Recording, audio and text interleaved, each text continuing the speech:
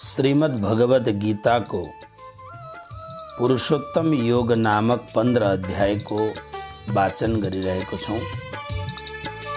आउनुहोस् आज को श्लोक नंबर 3 पहिले पाठ गरौं, तत्पश्चात यसको सामान्य अर्थमा अर्थतिर जाउँ।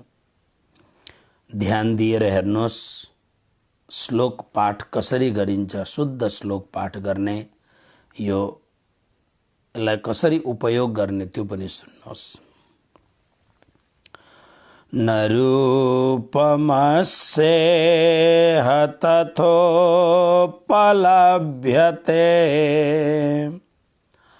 नान्तो न चादिर् न च सम्प्रतिष्ठा अश्वत्थमेनं सुविरूढमूला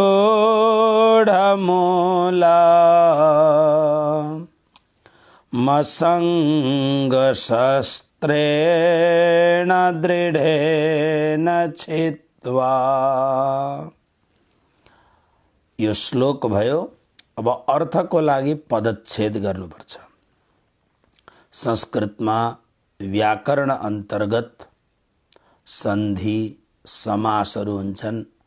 त्यसले गर्दा अर्थ गर्दाखेरि शब्दलाई अलग अलग बनाउनु पर्दछ। हेर्नुहोस्, न रूपम अस्य इह तथा उपलभ्यते न अन्तः न च आदिः न च संप्रतिष्ठा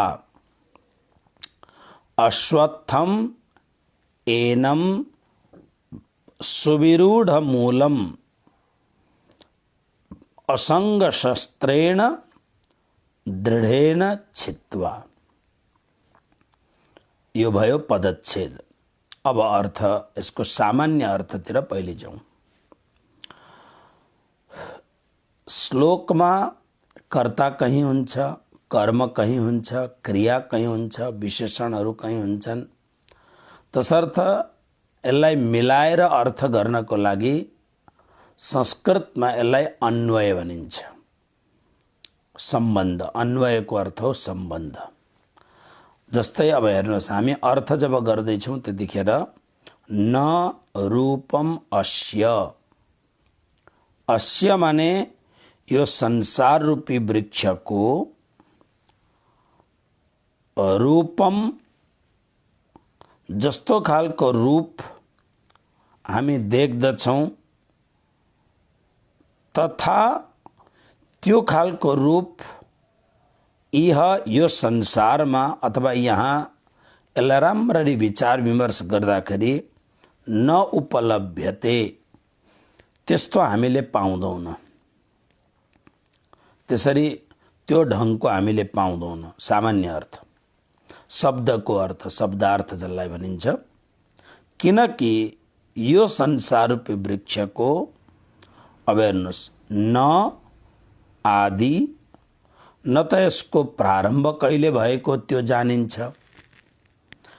अनि न अन्तः, न यसको अन्तिम छोर कहाँ हो त्यही नै थाहा हुन्छ। च अनि न सम्प्रतिष्ठा, यसको त्यस्तो खालको प्रतिष्ठा माने स्थिति नै छ, त्यसको आधार नै त्यस्तो खालको छ जुन हामी विचार गर्दछौँ।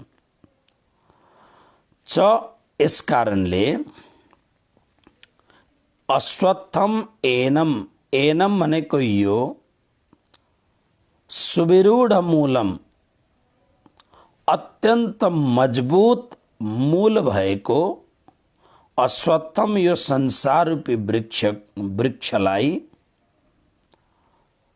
असंग शस्त्रेण दृढेन छित्त्वा, दृढेन भनेको अत्यन्त मजबुत ढङ्गले, असंग शस्त्रेण, असंग नाम गरेको शस्त्रद्वारा छित्त्वा काटेर।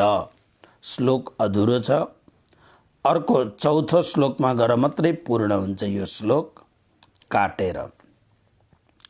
अब यसको विशेष अर्थतिर व्याख्यातिर जाउँ।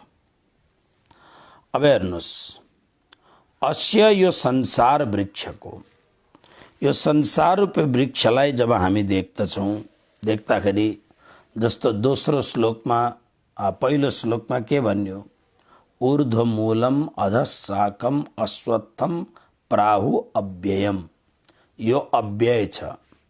अव्यय भनेको अखण्ड अविनाशी छ भन्न खोजेको, तर त्यस्तो त छैन।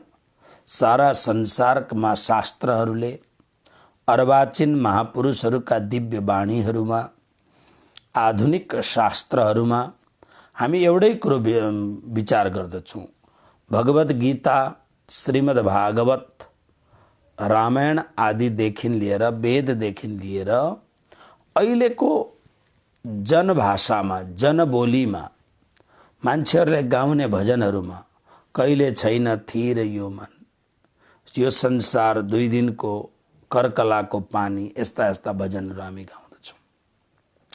माने प्राचीनदेखि, प्राचीन परम्परादेखि लिएर अर्वाचीनसम्म पनि यो संसारलाई अस्थिर छ, यो संसार स्थिर छैन, कहिले यसको अस्तित्व मेटिने हो थाहा छैन भन्न हामी सुन्दछौँ। तर यहाँ पहिलो श्लोकमा अव्ययम यस्तो भन्दछन् भन्नुभयो श्री कृष्णले। त्यसकारणले यो संसार रूपी वृक्ष जस्तो देखिन्छ, रूपम यसको जस्तो खालको रूप छ, त्यस्तो खालको वास्तवमा यो छैन। त्यस्तो खालको यसको रूप छैन। कस्तो खालको भन्दाखेरि, जस्तरी हामी संसार रूपी वृक्षलाई हेरेर कस्तो विचार गर्दछौँ भन्दाखेरि, संसार रूपी वृक्षलाई हेर्दाखेरि हामी विचार गर्दछौँ, ओहो यो संसार कस्तो छ। जस्तो भगवद् गीताको दोस्रो अध्यायको 42 र 43 श्लोकमा हामीले पढेका छौँ, यामिमां पुष्पितां वाचं प्रवदन्त्य विपश्चितः वेदवादरतः पार्थ नान्यदस्तीति वादिनः।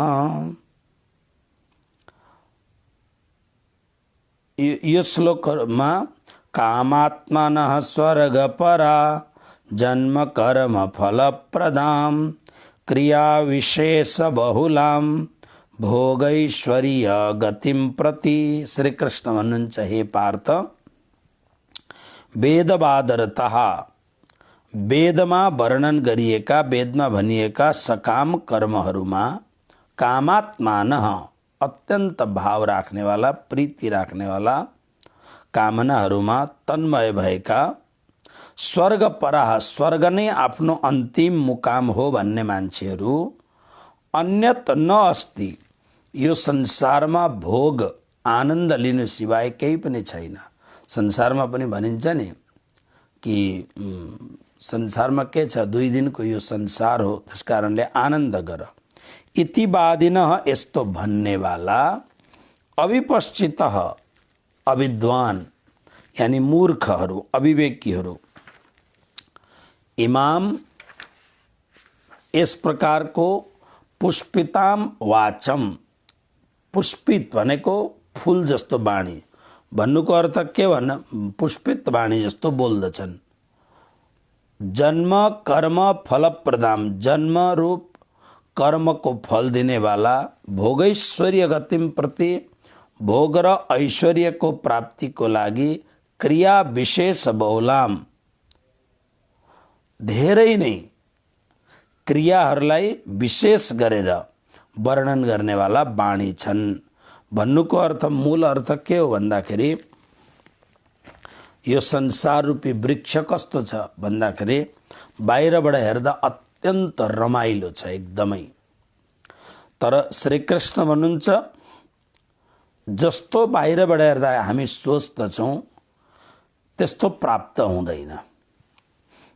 म तपाईहरूलाई एउटा प्रश्न गरौँ, साना साना प्रश्नबाट अगाडि बढौँ। तपाईले एउटा कुरो टेलिभिजनमा देख्नुभयो अथवा बजार घुम्न जाँदाखेरि एउटा कुरो, कुनै पनि कुरो देख्नुभयो, त्यो चाहिएको पनि थियो, नल्याउँदाखेरि पनि हुन्छ, तर चाहिएको थियो। कपडा सम्झिनुहोस् अथवा कुनै पनि सामान सम्झिनुहोस्। बजारमा घुम्न जाँदा, मलमा घुम्न जाँदा एकदमै राम्रो भन्दा राम्रो वस्तु देख्नुभयो। अनि अब पैसा हुने मान्छेले, सम्भव हुने मान्छेले, पैसा कम्ती भएको मान्छेले पनि पर्खेर, सेल पर्खेर भए पनि त्यो लिएर आयो। त्यो लिएर आएपछि अब त्यसप्रतिको जुन कामना छ, एउटा कपडा किन्यो अथवा गहना किन्यो, कुनै पनि, यो लाउँदा मलाई कति खुसी हुन्छ होला भन्ने मनमा हुन्छ। त्यो घरमा ल्याएर पहिलो खेप लाउँदाखेरि बहुत खुसी होला, पहिलो खेप उपभोग गर्दाखेरि त्यसको खूब आनन्द लाग्ला।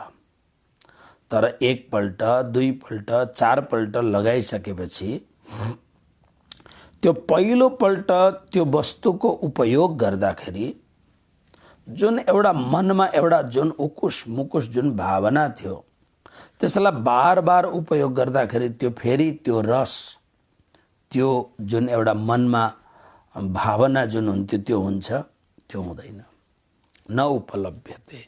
संसारको यावन मात्र कुनै पनि वस्तु, कुनै पनि वस्तु, हेर्नुस्, म यसलाई अझै अलिकति तपाईहरुले बुझ्ने ढंगले अझै भन्छु। बुझ्न त तपाईहरु बहुत राम्ररी बुझ्नुहुन्छ, धेरै राम्ररी बुझ्नुहुन्छ। अझै अर्को ढंगले कि संसारमा प्रवेश गर्नुभन्दा पहिले संसार कति रमाइलो लाग्दछ, अतिशय रमाइलो लाग्दछ संसार। अझै धनसारो कि पहिले धेरै समयसम्म सम्बन्ध बनाएर प्रेम भाव राखेर अनि संसारमा प्रवेश गर्दाखेरि बहुत राम्रो हुन्छ। तर प्राय प्राय संसारमा विवाहको पूर्व कालमा जुन प्रेम हुन्छ, विवाह भइसकेपछि सन्तान जन्मिनु भन्दा पहिलेसम्म जुन एउटा प्रेम भाव हुन्छ, के त्यस्तै यसको मतलब प्रेम हुँदैन होइन, तर त्यो जुन एउटा भावात्मक जुन साम्राज्य हो, जुन पहिले हेर्दै त्यो कुरो गर्दै गर्दै गर्दै जाँदाखेरि त्यो भाव जुन हुँदै जान्छ, त्यो मान्छेहरुमा बिस्तारो बिस्तारो त्यो वस्तुप्रति अथवा त्यो व्यक्तिप्रति अथवा त्यो जुन कुनै पनि भाव छ त्यो प्रति कम कम कम हुँदै जान्छ। हिजो मात्र मलाई अमेरिकाबाट एउटा गोरा मान्छे छ, व्हाइट पिपल, उसको फोन आयो। मलाई उसको इंग्लिश बुझ्न अलिक अप्ठ्यारो हुन्छ। मैले भने स्लोली स्लोली बोल भन्नु। उसले बोल्दाखेरि उसले के भन्यो भने एकदम भएको घटना। म वहाँ हुँदाखेरि 1 वर्ष अगाडि मैले सुन्दा एकदम प्रेम भाव, घरमा पतिसँग, छोरीसँग बडो राम्रो प्रेम भाव, भक्तिमा लागेको छ त्यो मान्छे। अब अहिलेको यो कोरोना कालमा धेरै मान्छेहरूलाई जबमा संकट आयो, यो मान्छेको जब छुट्यो। अब यो गोराहरुमा के हुन्छ भने जब नभएपछि पैसा हुँदैन। हामी जस्तो संग्रह गरेर राख्ने वृत्ति हुँदैन। छ प्रयोग गर, छैन फेरि कोही बात छैन, गभर्नमेन्टले हेल्प गर्छ, यताउता गर्छ, चल्छ। हाम्रो जस्तो संग्रह वृत्ति भोलिको लागि साँचेर राखौं भन्ने हुँदैन यिनीहरुमा। त्यसको पश्चात के भएछ भने श्रीमतीले छोडेर गइछन्। श्रीमतीको साथसाथमा छोरीले पनि छोडेर गइछन्। अब यो मान्छे अत्यन्त विचलित भएको अवस्था छ। 1 वर्ष अगाडि, 1.5 वर्ष अगाडि जुन परिवारसँग अत्यन्त घनिष्ठता थियो, मात्र 1 वर्षमा त्यो घनिष्ठता किन भयो? प्राय प्राय संसारको सम्बन्धमा कुनै कुनै यस्तो खालको पारिवारिक सम्बन्ध, सैकडौंमा एकाध सम्बन्ध यस्तो होला जो प्रत्येक दिन प्रेम, नयाँ नयाँ प्रेम हुन्छ। प्रेमको परिभाषा छ क्षणे क्षणे यन्नवतामुपैति, क्षण क्षणमा रमणीय होस् अरे। हाम्रो भक्तहरूले श्रीकृष्णसँग प्रेम गर्दाखेरि ती भक्तहरूको मनोभावलाई उनीहरूले हिन्दीका पदहरूमा, संस्कृतका श्लोकहरूमा हाम्रो एकजना माताजी हुनुहुन्छ, हाम्रो बराल माताजी, मलाई भन्दै हुनुहुन्थ्यो धेरै दिन अगाडि, गीत गोविन्द सुन्ने इच्छा छ। जयदयालको गीत गोविन्द अद्भुत ग्रन्थ छ। बुझ्नका लागि अलिकति मेहनत गर्नुपर्छ, किनभने एकदम श्रृङ्गार रसले भरिएको छ। गोपीहरूले कृष्णसँग कति हदसम्मको प्रेम गर्दछन्, अद्भुत। मतलब भक्तिको प्रेमको अर्थ हो क्षणे क्षणे यन्नवतामुपैति, प्रत्येक क्षणमा जो रमणीयता होस्। हेर्नुहोस्, म एकदम व्यक्तिगत साधनाको कुरो गर्दछु। हामी प्रणामीहरू, प्रत्येक प्रणामीहरू बिहान बेलुका राज्यको सेवा गर्छौँ। हामी मन्दिरहरूमा अष्टयामको सेवा हुन्छ, घर घरमा बिहान र बेलुका सेवा गरिन्छ, राति पौडानी गरिन्छ।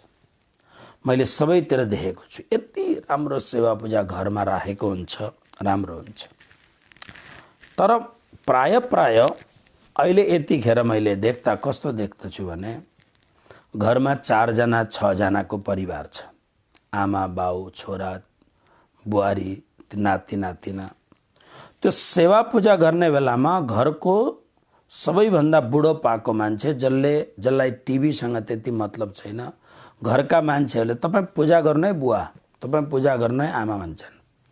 त्यो पूजा गर्ने बेलामा घरका सबै मान्छेहरू भोजन बनाउने, कदाच भोजन बनाउँदै होलान्, अरू सबै मान्छे टिभी रुममा बसेर टिभी हेर्दछन्, अथवा त फेसबुक, मोबाइल, व्हाट्सएप इत्यादि गर्छन्। बस ती आमाले जसोतसो पूजा गरेर प्रसाद ल्याएपछि प्रसाद खाँदाखेरि पनि आँखा फोनमा हुन्छ, प्रसादको स्वाद कस्तो हुन्छ थाहा छैन। यो कस्तो खालको सेवा पूजा, यस्तो कस्तो खालको प्रेम परमात्मासँगको। बिहान कोही बेला ढिलो भयो भने सेवा पूजाको स्पिड हेर्दाखेरि आनन्द लाग्दछ, यति स्पिड हुन्छ। मतलब यो किन यस्तो भयो भन्दा यसमा एउटा बहुत ठुलो कुरो छ। हामीले आत्मसात त गर्यौं कि हामी प्रणामी हौं, हामी भक्त हौं भन्ने कुरो, तर त्यसमा प्रेमको पदार्पण भएको छैन। बस एउटा भर्चुअली एउटा कार्य भएको छ, हुँदैछ, तर प्रेम भएको। प्रेम हुँदाखेरि त्यसको लागि टाइम दिन्छौँ हामी। जस्तो हिजो आज कोरोना संक्रमण छ, शरीर गडबड भइरहेको हुन्छ, मान्छेहरू योग गर्न थाले। जब हामी टेलिभिजनमा सुन्छौँ 10 मिनट त अनुलोम विलोम गर्नै पर्छ, भस्त्रिका गर्नै पर्छ, कपालभाती गर्नै पर्छ भन्दा घडी राखेर पूरा 10 मिनट कपालभाती गरिन्छ, 10 मिनट अनुलोम विलोम गरिन्छ। किन? शरीरको चिन्ता छ, शरीरसँग प्रेम छ, शरीरसँग आकर्षण छ। आज हाम्रो नानीको बर्थडे छ भन्दा निकै राम्ररी केकहरू ल्याएर, निकै राम्रो आयोजन गरेर, निकै खुसी आनन्दको साथमा बर्थडे मनाउने चलन छ। हामीलाई थाहा छ, हामी प्रत्येक दिन प्रवचनहरू सुन्छौँ कि अक्षरातीत परब्रह्म परमात्मा राज्य हाम्रो सबैभन्दा नजिकको सम्बन्ध हो, सबैभन्दा नजदिकको प्रिय हो। आज पनि हामीलाई साह्रो गाह्रो पर्दा मेहर सागर पाठ गर्छौँ अथवा उनै हुन्, र भोलि मरण उपरान्त पनि हामीले उनकै साथमा जानु पर्दछ। यो पनि सबै कुरो थाहा छ, तर पनि त्यो प्रीति, त्यो सम्बन्ध, त्यो मोहब्बत, त्यो भावना, त्यो इश्क किन छैन? बस यही कुरोको फरक छ। त्यसकारणले जसले अलिकति मात्र पनि ध्यान दिएर गहिरो भएर परमात्मालाई बुझ्न चाहन्छ, परमात्मासँग प्रेम गर्न चाहन्छ, यदि परमात्माको प्रेमको अलिकति पनि चस्को लाग्न थाल्यो भने रस आउँदै जान्छ त्यसमा, अनि त्यसमा समय हालिँदै जान्छ। हामीलाई त्यो गह्रौँ लाग्दैन। परमात्माको अगाडि बसेर मजाले, आज शनिबार छ, आज आइतबार छ, छुट्टीको दिन हो, आज मजाले सेवा पूजा गर्नु पर्यो भन्दा रस भएपछि आनन्दले सेवा पूजा बोलिन्छ, गरिन्छ, परमात्मालाई खुवाउनको लागि राम्रा राम्रा व्यञ्जनहरू भोग बनाइन्छ। तर यदि सबै कुरो छ तर प्रीति छैन भने, त्यो प्रेमको पदार्पण भएको छैन भने जति प्रयत्न गरे पनि मन लाग्दैन। अहिले तपाईहरुलाई म एउटा अर्को कुरो भनौं जो हाम्रो जीवनमा व्यतीत भएको कुरो। पारायण पाठहरू हुँदाखेरि प्राय पारायण पाठ साधु सन्त पण्डित पुरोहितहरू कम्ती भन्दा कम्ती पढ्छन्, एकदम कम्ती। पण्डितजीहरूलाई बोलाएको छ भने वर्षक अरूहरूलाई बोलाएर पढाएर आफू पढ्न गाह्रो हुन्छ। किन भन्दाखेरि त्यो ग्रन्थ प्रवचन त गरिन्छ तर प्रीति छैन, प्रेम छैन। कुनै पनि कुरोमा मन लगाउनको लागि प्रीति चाहिन्छ, प्रेम चाहिन्छ। त्यसकारणले यो संसार कस्तो छ भन्दा यो संसार प्रति आकर्षण त बहुत छ, तर कृष्ण भन्नुहुन्छ रूपम तथा इह न उपलभ्यते। त्यो अघि जस्तो सोचेको छ, अघि जस्तो देखेको छ, वास्तवमा त्यस्तो हुँदैन। बिस्तारो बिस्तारो घट्दै घट्दै घट्दै जान्छ। त्यसकारण यसको स्वरूप त्यस्तो छैन। कारण के हो त भन्दा हेर्नुस्, यो श्लोक के हो भन्दा पहिलो श्लोक ऊर्ध्वमूल मधशाखम अश्वत्थम प्राहुरभ्यम छन्दांसि यस्य पर्णानि यस्तम वेद स वेदवित्। पहिलो श्लोक अधश्चोर्ध्वम प्रसृतास्तस्य शाखा गुण प्रवृद्धा विषय प्रवाला अधश्च मूलान्यनुसन्ततानि कर्मानुबन्धिनी मनुष्यलोके। यो दुईटा श्लोकमा संसार रूपी वृक्षको यानी यो संसार के हो, शरीर र संसार के हो भन्ने कुरो बुझाउने कोसिस गर्नुभयो। र त्यसको प्रयोजन के हो यो श्लोकमा कृष्ण वर्णन गर्दै हुनुहुन्छ। किन संसार वृक्षमा यानी संसार जुन छ वृक्षलाई कट गरिदिनुहोस्, फेरि हामी रुखै मात्र याद गरौँला नै। संसार जस्तो छ, हामी जस्तो स्वस्थ छौँ अघि हाम्रो जीवनमा के हुन्छ कि यति भयो भने बडा आनन्द हुन्छ होला, यति भयो भने आनन्द हुन्छ होला। त्यो यति भयो भने आनन्द हुन्छ होला भन्दा भन्दै मर्ने दिन आउँछ। त्यो आनन्दको प्राप्ति हुँदैन। जसरी त्यो मृग कस्तुरी हुन्छ उसको पेटमा, तर सुगन्ध आइरहेको हुन्छ, यो कस्तुरी छ कहाँ भनेर ऊ जङ्गलभरि खोजे गर्छ, छ उसको पेटमा।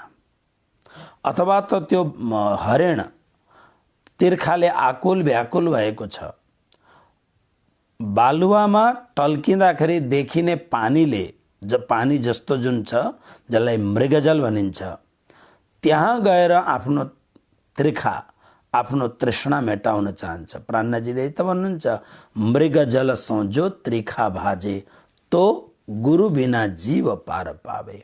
श्री प्राणनाजी भन्नुहुन्छ मृगजल यानी बालुवामा टल्किँदाखेरि देखिने पानी जस्तो टल्केको बालुवाले जसरी प्यास मेटिँदैन, मृगजल सोझो त्रिखा भाजे गुरु बिना जीव पार पावे।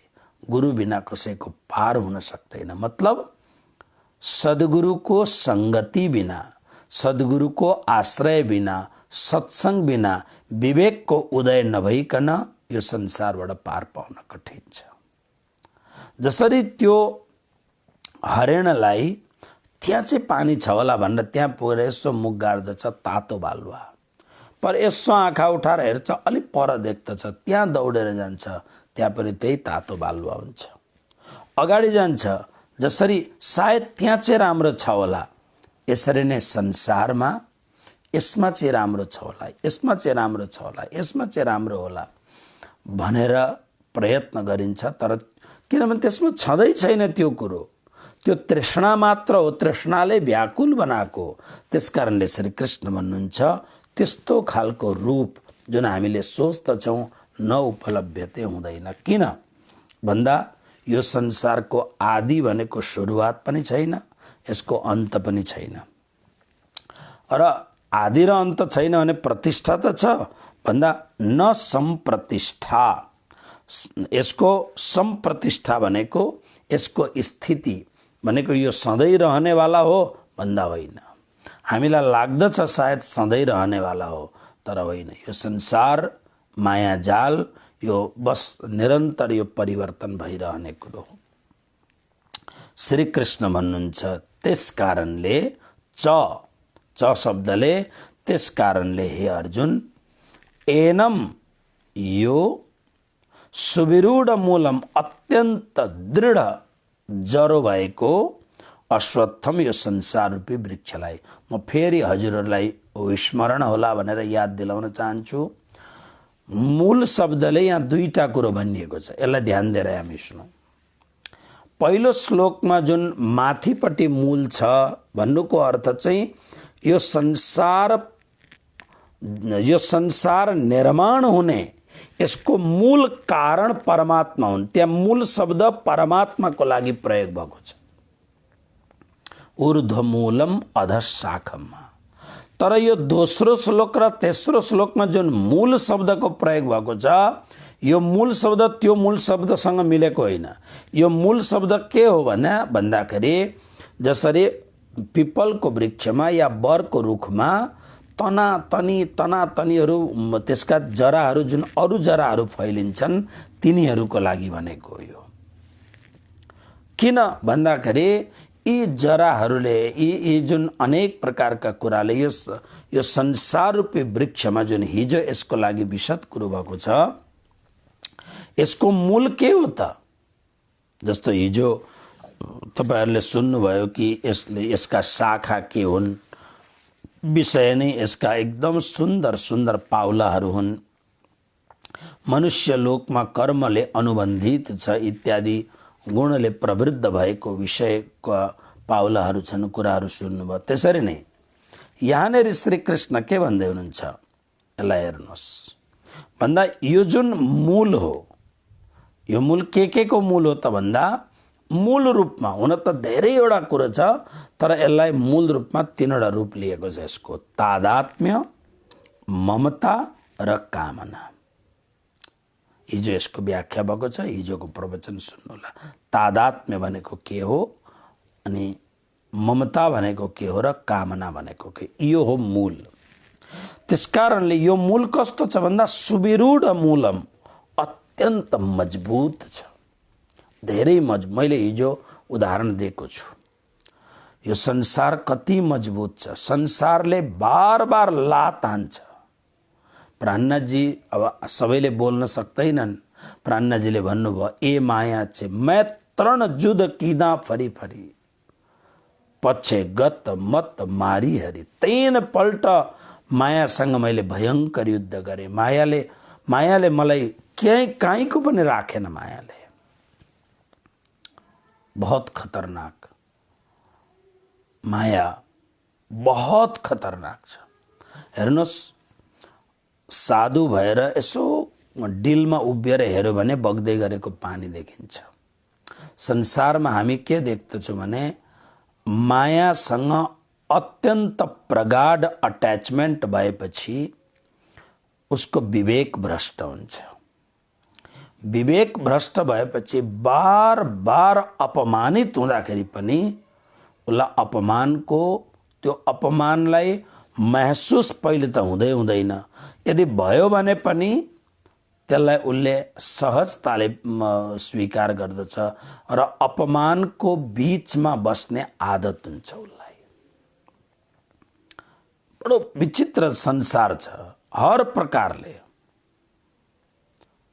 बार बार जसरी उदाहरण साह्रै राम्रो छैन, तर शास्त्रमा यसको उदाहरण दिएको छ। जस्तो हाम्रो घरको अगाडि एउटा कुकुर छ। कुकुर बार बार दैलामा बस्दछ, झटारो हानेर ढुङ्गा हानेर खेदाउने प्रयत्न गरिन्छ। कुकुरलाई त बाहिर घुम्ने कुकुरलाई त कसैले प्रेमले दिँदैन, बहुत कम्ती मान्छे हुन्छन्। अब घरमा पालेको आफ्नै परिवारकै सदस्य जस्तो कुकुर छ भने अलग कुरो हो, त्यस्ता कुकुरले त मुख पनि चाटिदिन्छ। तर जुन बाहिरको कुकुर हुन्छन्, घुम्ने कुकुर, घुमन्ते कुकुर हुन्छन्, फिरन्ते, तिनीहरूलाई कसले गर्छ? बार बार झटारो हान्दा पनि झटारो खान्छ, काहीँ काहीँ कराउँछ, फेरि एकछिनपछि आएर फेरि आशाले अगाडिपट्टि मुख बाएर बसिरहेको हुन्छ। बस जीवन यस्तै हो।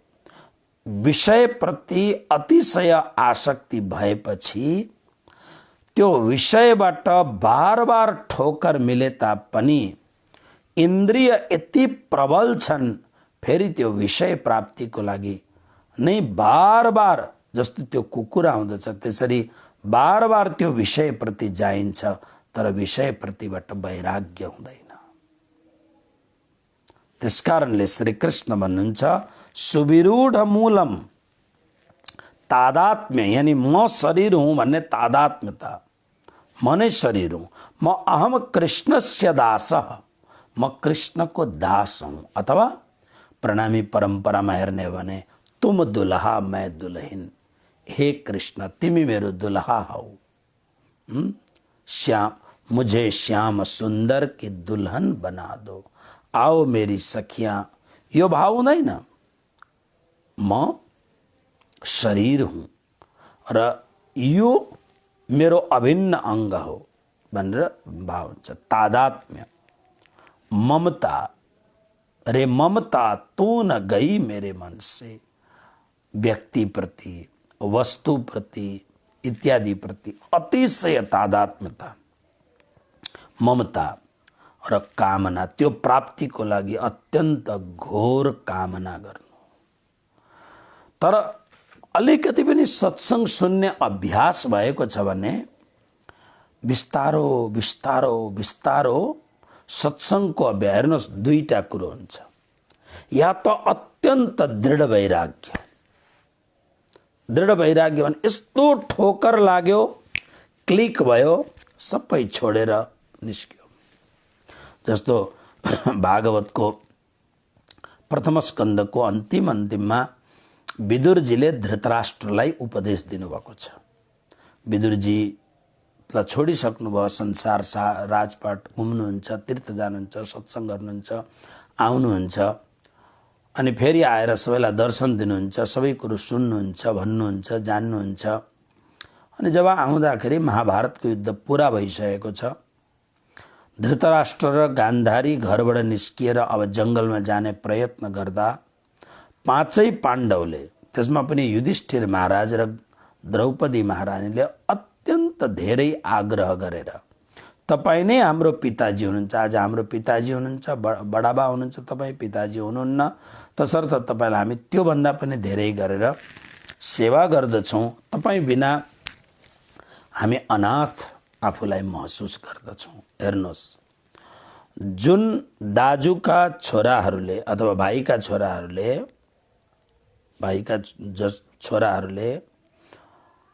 आफ्ना जन्माएका 100 जना छोराहरूलाई प्याट प्याट मारिदिए, राजपाट सम्पूर्ण उनीहरूको अधीनमा भयो, धृतराष्ट्र राजसत्ताबाट पनि समाप्त भए, छोराहरूलाई मार्ने हत्याराहरू उनीहरू हुन्। तर उनीहरूको अत्यन्त आग्रह भएपछि अनि धृतराष्ट्र बसे। महाभारत पढ्नु होला, यति सेवा गरे कि अत्यन्त प्रेमी भन्दा प्रेमी छोराछोरीले पनि त्यति सेवा गर्दैनन्, त्योभन्दा धेरै सेवा गरे। जब विदुरजी आउनुभयो, आउँदा यसो हेर्नुभयो, अन्धो धृतराष्ट्र मायामा चुर्लुङ्गमै डुबेको छ। अनि उहाँले सम्झाउनु भयो, अब यो अन्तिम उमेरमा यसरी मायामा झन्झटमा फसेर बस्नु हुँदैन, मसँग हिँड्नुहोस्, म कुनै तीर्थमा लगेर तपाईहरुलाई राखिदिन्छु, भजन भक्ति गरेर आफ्नो जीवन बिताउनुहोस्, म सेवा गर्छु तपाईहरुको। तपाई कहाँ मायामा झाकिनु भएको छ। धृतराष्ट्र मानेनन्, गान्धारी मानेनन्। हेर्नुस्, सेवा कति सेवा गर्दैछन्, यिनीहरू रुन्छन्, म बिना त यिनीहरू अनाथ हुन्छन्। अत्यन्त धेरै भनेपछि जब मानेनन्, नमानेपछि अनि विदुरजीले अन्तिम शस्त्र प्रयोग गर्नुभयो। दाजु, तपाई एउटा शब्द प्रयोग गरेको छ भागवतमा, गृहपालवत। तपाई अविवेकले गर्दा यिनीहरूले दिएको प्रेम तपाईलाई राम्रो लागेको छ, अब मर्ने बेला भयो, आफ्नो जीवनको उद्धारको बाटो तपाईले देख्नुहुन्न। तपाई कसरी बस्नु भएको छ भन्दा गृहपाल, गृहपाल भनेको कुकुर। कुकुरलाई जति उ गरे तापनि त्यो एउटा रोटी अथवा 2 गाँस भात देखेर जसरी कुकुर पुच्छर हलाउँदै मलाई बडो प्यारो गरेको छ भनेर बस्दछ, त्यसरी नै तपाई बस्नु भएको छ भनेर अब क्षत्रिय वीर भएको हुनाले यो शब्द सहन भएन। तत्काल राज्य छोडेर अनि धृतराष्ट्र र गान्धारी गए। भन्नु पर्यो गृहपाल, अब तिमी त यस्तो खालको तपाई कुकुर जस्तो जीवन बिताउनु भएको छ। अब यो शब्द भन्नु नै बडा गाह्रो छ। तर कोही कोही बेला स्थिति कस्तो हुन्छ भने आसक्ति यति धेरै हुन्छ, त्यो आसक्तिले गर्दा हामी भगवत भक्ति छोड्दछौँ, धर्म छोड्दछौँ, संस्कार छोड्दछौँ। सबैभन्दा ठुलो कुरो छिन छिन बितिरहेको हाम्रो उमेरलाई संसारमा तब 40, 50, 60 वर्ष खूब बिताएको छ, तल्लीन भएर बिताएको छ। सबै संसारका गर्ने नगर्ने सबै प्रकारका कार्य गरेर जीवनका सबै रस चाखिसकेको छ। अब जीवनको यो अन्तिम समयमा भगवत भक्तिको रसामृतलाई पान गरेर जीवनलाई आनन्दपूर्वक भक्तिमा बिताउनको सट्टा त्यो वर्षौंसम्म विषय रस चाखेको हुनाले घृणित भएर पनि, अपमानित भएर पनि विषय रस छोड्ने इच्छा हुँदैन। त्यसकारणले श्री कृष्ण भन्नुहुन्छ सुविरूढ मूलम। तर अत्यन्त मजबुत छ यो मूल, आसक्तिको मूल। तर सत्संग गर्दै गर्दै आज गर्यो, भोलि गर्यो, पर्सि गर्यो, सत्संग गर्दै जाँदा जीवनमा भित्रबाट सानो सानो वैराग्यका टिप्सहरू आउन थाल्छन्। अनि के हुन्छ भन्दा एउटा नीति शास्त्रमा एउटा श्लोक छ, धनानि भूमौ पशवश्च गोष्ठे नारी गृहद्वारि सुताः श्मशाने देहश्चितायां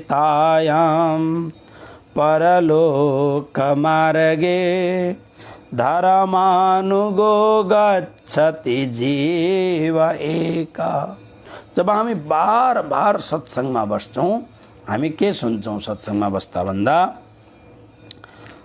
धनानि भूमौ, जब यो शरीर छोड्ने बेला हुन्छ त्यतिखेर धनानि भूमौ, अत्यन्त जीवनभरि परम पुरुषार्थ गरेर कमाएको जुन सम्पत्ति छ त्यो सम्पत्ति संसारमै रहन्छ, तिजोरीमै सबैमा रहन्छ। धनानि भूमौ। अब पुरानो जमानामा गाईहरू वस्तुहरू पाल्ने चलन थियो। त्यसकारणले गोधन, गजधन, बाजी धन, अरु धन मेरु समान, जब आवे संतोष धन, सब धन धूरी समान। पहिले जमानामा गोधन, गाईलाई धन मानिन्थ्यो, गज हात्तीलाई धन मानिन्थ्यो, गोधन, गजधन, बाजी भनेको घोडालाई धन मानिन्थ्यो। अब त्यसको जग्गामा अहिले धेरै जसो गाडीहरूलाई धन मानिन्छ। पशवश्च गोष्ठे, सम्पूर्ण पशुहरू पनि धन पनि गोठमै रहन्छ। नारी गृहद्वारी, जसलाई प्राण प्रियतमा भनेर जुन नारीलाई भनेको छ ऊ पनि घरको दैलासम्म उभिन्छन्, त्यहाँबाट अगाडि जान्नन्। गृहद्वारी सुताः श्मशाने, जुन छोराछोरीको लागि जीवन, पुरा जीवन समर्पित समर्पण गरियो, ती सुताहरू शमशान घाटसम्म पुग्दछन्। अनि यो शरीर, जुन शरीरका लागि कति कुरो चाहिन्छ, यो शरीरका लागि एउटा सज धज भएर बस्ने महिलालाई सोध्नु कति चाहिन्छ शरीरको लागि, बाप रे बाप, हर प्रकारको चीज चाहिन्छ। प्रत्येक महिनामा कति खेप पार्लरमा जानु पर्दछ त्यो आफूलाई ठिक गर्नका लागि। तर यो देह जुन छ त्यो पनि चितायाम, हेर्दा हेर्दै आफैले, किन आत्माले त देखिरहेको हुन्छ, शरीरबाट आत्मा निस्केर गयो, आत्माले देखिरहेको हुन्छ शरीरको गति के हुँदैछ। मान्छेहरूले त्यो शरीरलाई बाँधे अनि हरियो बाँसमा पलङ बनाएर सुताए, बाँधेर लिएर गए राम नाम सत्य है भनेर लगेर चितामा राखिदिन्छन्। अलिकति यसो पोल्दाखेरि पनि फोका उठेर आइया आइया भन्ने शरीरमा आगोमा सुताएर अनि आगो लगाइदिन्छन् अनि त्यो शरीर धुन धुन धुन भएर जल्दछ। बहुत आत्माले देखिरहेको हुन्छ, हेरी तिनै यताउता घुमिरहेको हुन्छ आत्मा। देहश्चितायाम, चितामा शरीर जलेर राख हुन्छ। अब परलोक मार्गे, जब परलोकको मार्गमा त धर्मानुगो गच्छति जीव एक, यो जीवसँग एउटा धर्मानुगो केवल धर्म मात्र साथमा जान्छ, अरू केही पनि साथमा जाँदैन।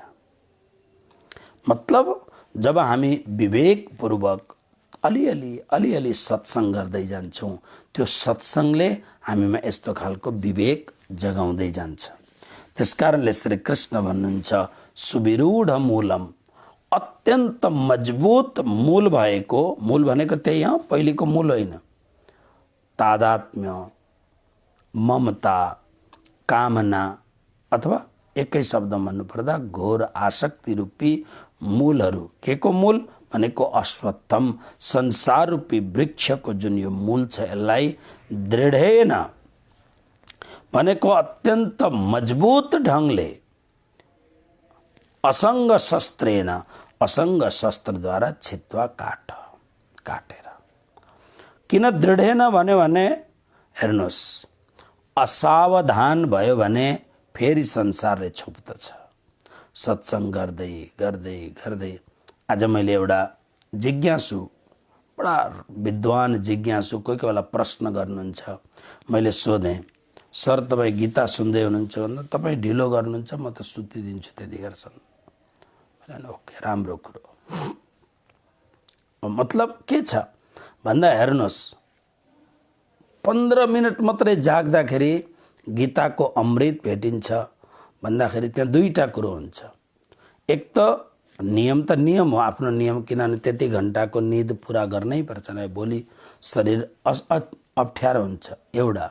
अर्को कुरो के हुन्छ भन्दा माइन्डली एउटा दिमागमा के राखेको छ भन्दा महाराजले कुन ठुलो त्यो गीतामा कति मान्छेले भन्छन् गीता भन्दा त्यसलाई पनि महत्त्व कम दिएपछि त्यसलाई आदर दिँदैन, महत्त्व कम दिएपछि। यस्ता गीता त कत्रा ठुल्ठुला मान्छेहरूले, शङ्कराचार्य जस्ता मान्छेहरूले यो 4.5 फुटियाले के भन्छ भन्ने खालको जुन एउटा मनमा जुन एउटा अहङ्कार जुन रहन्छ, त्यसले गर्दा अमृतको अनुपान गर्न अप्ठ्यारो हुन्छ। त्यसकारणले दृढेनको अर्थ हो कि जसरी हामी प्रत्येक कार्यलाई दृढतापूर्वक गर्दछौँ, हामीले यति घन्टा सुत्नु पर्दछ, हामीले प्रत्येक दिन ब्रस गर्नु पर्दछ नभए दाँत बिग्रिन्छ, हामीले यस्तो खालको न्युट्रिसनवाला नास्ता गर्नु पर्दछ, भोजनहरू गर्नु पर्दछ, दृढता छ त्यसमा। यो जाडोको बेलामा शरीरलाई राम्रो साँचेर राख्नु पर्दछ, दृढता छ त्यसमा। नानीहरूलाई पढाउँदाखेरि उनीहरूको एजुकेसनमा अलिकति पनि कमी नआओस् भन्न पुरा ध्यान दिएर, किनभने अलिकति पनि ढिलो गर्ने बित्तिकै, अलिकति पनि गडबड गर्ने बित्तिकै इक्जाममा राम्रो हुँदैन। कति दृढता छ। कृष्ण भन्नुहुन्छ योभन्दा पनि दृढताले धर्मको मार्गमा अनुशासनपूर्वक लागेर बिस्तारो, किनभने तीव्र वैराग्य हामीलाई हुन बहुत गाह्रो छ। हामी अत्यन्त मायाका किरा हौँ, तर सत्सङ्गले गर्दा बिस्तारो, तर त्यो बिस्तारो गर्दाखेरि नछोडिकन गर्नुपर्दछ। त्यसैको नाम दृढता। र शस्त्र भनेको तलवार के हो? यो संसारको आसक्ति रूपी मूललाई काट्ने भन्दा असङ्ग रूपी तलवारद्वारा। असङ्ग भनेको आसक्ति बिना, सङ्ग भनेको आसक्ति, यानी विवेकपूर्वक। असङ्ग रूपी शस्त्रले भन्नुको अर्थ के हो? तपाईहरुलाई मन नपर्ने कुरो भन्छु।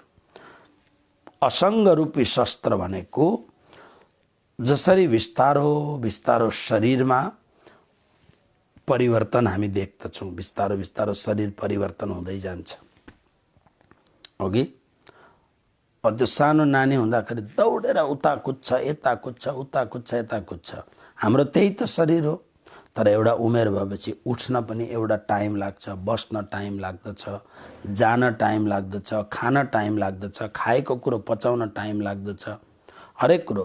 त यसको अर्थ के भयो भन्दाखेरि अब शरीरका अवयवहरू ढिला हुन थाले र असङ्ग शस्त्रको अर्थ यसको वास्तविक भाव यो हो कि बिस्तारो बिस्तारो बिस्तारो संसारलाई मनबाट छोड्दै जाने अनि साथसाथमा हाम्रो भक्तिलाई, हाम्रो सत्संगलाई जुन कुरोले बिगार गर्दछ, कुनै संगतले पनि बिगार गर्दछ।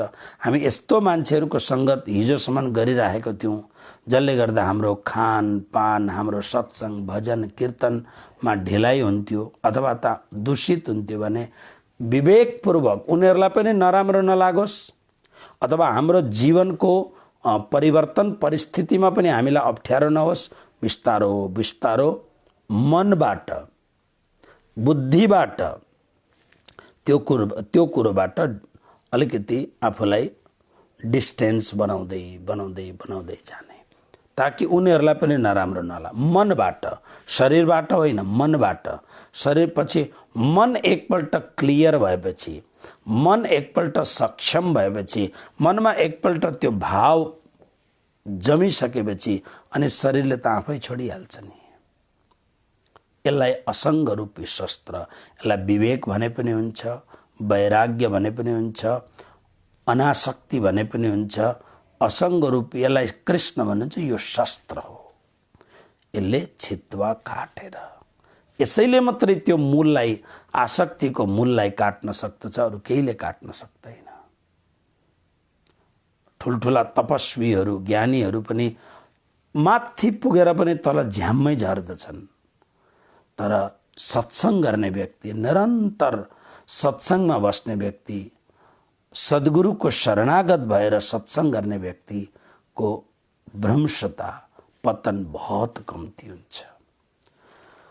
अब छित्वा काटेर, वाक्य पूरा गरेको छैन, काटेर अनि के गर्ने भन्दा अब चौथो श्लोक प्रारम्भ हुन्छ। भोलि हामी चौथो श्लोकमा प्रवेश गर्दछौँ र चौथो श्लोक बडा भावपूर्वक श्रवण गरौँ। पाँचौं श्लोकसम्म यो जगत कस्तो छ भन्ने कुरा हामी सुन्दछौँ। तत्पश्चात अनि जीवन के हो, जगत, जीवन अनि जीवननाथ परमात्माको विषयमा। त्यसकारणले अहिले हामी 5 नम्बरका श्लोकसम्म यो जगतको विषयमा, जगत कस्तो छ र यसबाट फुत्किने, यसबाट उम्किने उपाय के हो, बस यिनै भावनाको साथमा आजको यो तेस्रो श्लोकलाई समापन गरेर अब चौथो श्लोकमा भोलि प्रवेश गर्ने प्रार्थनापूर्वक आजको दिनलाई यहाँ विश्राम गर्दै सत्संगलाई विश्राम गरौँ।